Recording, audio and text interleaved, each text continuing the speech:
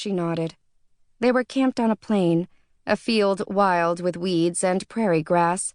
Maybe food had been grown in a great field like this, before the disease. She wondered who had figured out the field was safe to walk upon, how long ago that had been. It was early May, and the sky was mesh, stippled with stars. She was cold, in her nightclothes without a coat. Her hair, so fine at the ends it nearly winnowed away to nothing, was long and light brown.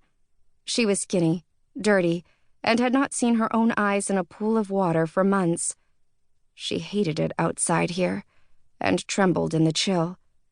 Argento saw her shiver, but didn't give her his cloak. He was mean like that. Along the outskirts of camp, fires glowed 10, 15 of them, all guarded by sentries. Do not cross the line.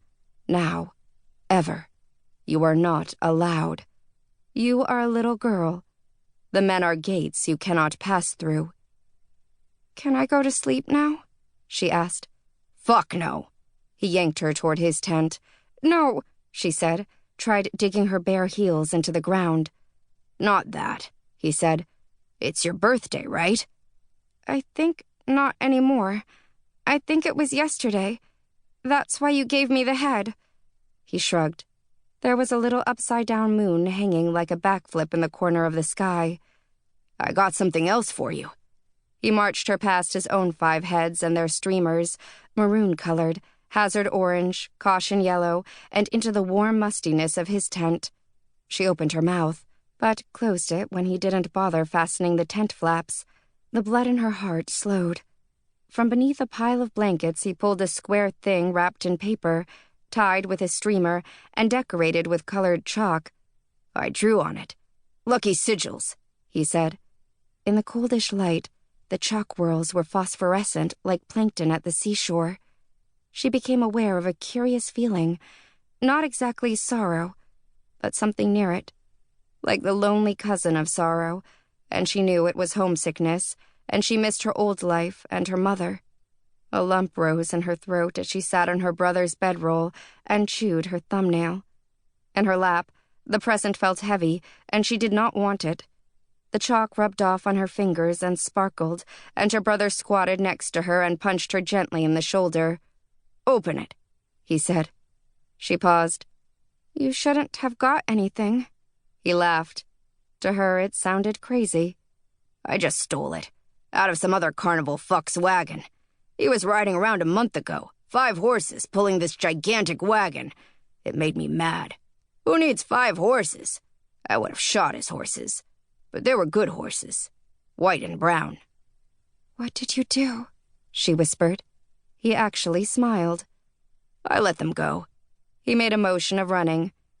That was a stupid thing to do. Then he wasn't smiling. "Open." When she'd untied the streamer and piled it like entrails in a puddle of moonlight, when she'd ripped the paper away, she saw he'd given her a book. A heavy, huge book. And did he know what book it was? No, not at all. He gazed at her face, watching for her reaction. She felt hot and cold, feverish. She knew what he was going to do afterward. "Thank you," she said slowly. "Do you not like it?" "What's it about?" he asked. "I don't know." "What's it say?" She squinted. Our true king, which meant little enough to the girl. The author was just as strange, an executionatrix. She did not know what that word meant, but she saw within it another word she did know and fear. "It's about magic," she said. "Well, every book is about magic. What's it about?" She ran her hand over the fabric board cover, curled her fingers around the fraying corners. A head and a book. And outside an ocean of grass between her and the place she wanted to be. The place she remembered best. The cradle of the panhandle and its powder-fine sand. Its sky arcing overhead like green glass. Then tears came to her eyes. But they were stupid. Motion was life. Even stupid men like her brother knew that. The word to name how she felt was nostalgia. A beautiful word.